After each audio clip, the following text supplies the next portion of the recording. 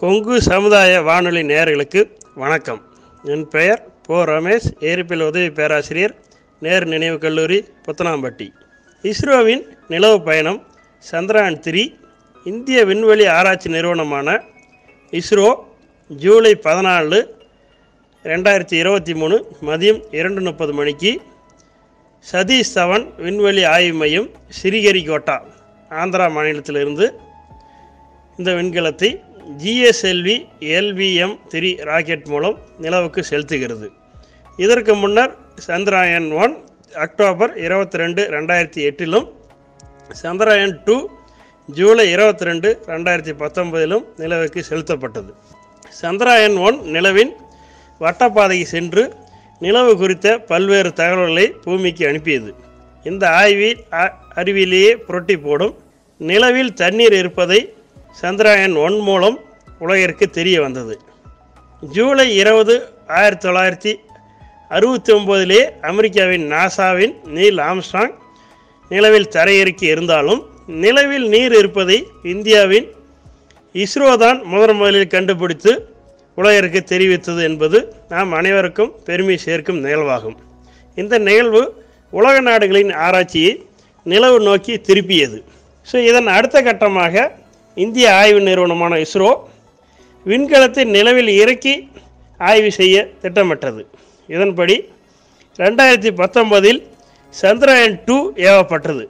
இதில் வட்ட விண்கலன் orbiter, தரையிறக்கி lander, ஊர்தி ரோவர் ஆகிய 3 அடங்கும். செப்டம்பர் 7, 2019 அதிகாலை நாடே நிலவில் தரையிறங்குவதை தொலைக்காட்சி வழியாக நேரடியாக பார்த்து கொண்டிருந்தது.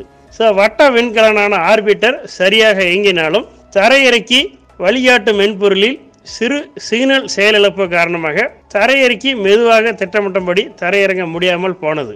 எனவே மற்றொரு நிலவு பயணமும் முன்மொழியப்பட்டது. இந்த இரு திட்டங்களிலும் நமது பொள்ளாச்சியை சார்ந்த தமிழக இஸ்ரோ விஞ்ஞானி மயில்சாமி அண்ணாதுரை இயக்குநராக பணியாற்றினார் என்பது நமக்கு எல்லோருக்கும் பெருமை சேர்க்கும் நிகழ்வாகும். தற்போது சந்திரயான் 3 விண்ணில் ஏவ தயாராகியுள்ளது. இதில் 100 கிலோமீட்டர் சந்திர சுற்றுப்பாதை வரை உந்து விசை தொகுதி செலுத்துக்கலன் புரொபல்ஷன், தரையிறக்கி லேண்டர், தரை ஊர்தி ரோவர் ஆகியவற்றை கொண்டு செல்லும். இவை GSLV LVM-3 ராக்கெட் மூலம் செலுத்தப்படுகிறது. இந்த ராக்கெட் 3 கட்டங்களை கொண்டது. முதல் கட்டம் S-200 திடநிலையாகும். இது திட வடிவிலான எரிபொருளை கொண்டு இயங்கும் திறன் கொண்டது. இதுதான் ராக்கெட் விண்ணில் ஏவம் முதலில் செயல்படக்கூடிய என்ஜின் ஆகும். ராக்கெட் ஏவப்பட்ட 113வது நிமிடத்தில் இரண்டாவது கட்டம் L-110 அதாவது L-110 திரவநிலை செயல்பட தொடங்கும். அதே நேரத்தில் S-200 திடநிலை என்ஜினும் செயல்படும்.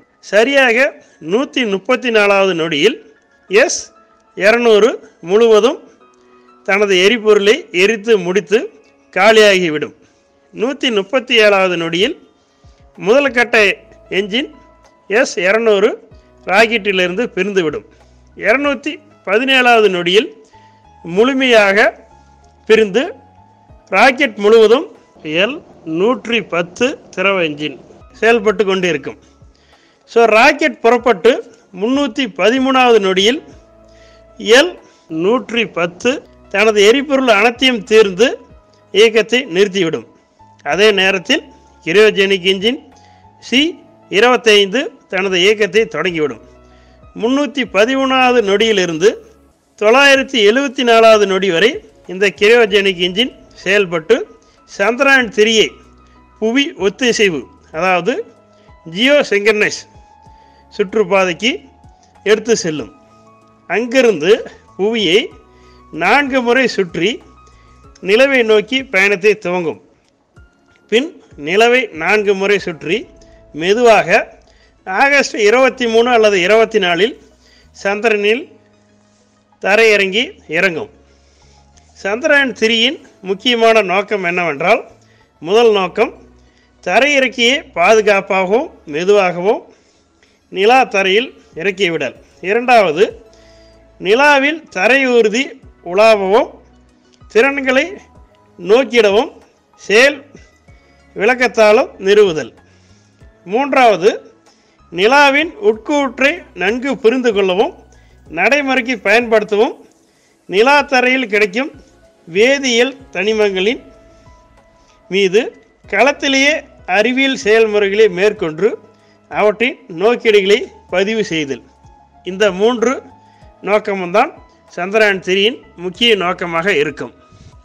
இந்த செயற்கைக்கோள் சுற்றுவட்டக்கலன் 2148 கிலோ, தரையிறக்கி 1726 கிலோ, தரை ஊர்தி 26 கிலோ என மொத்தம் 3900 கிலோ எடை கொண்டது.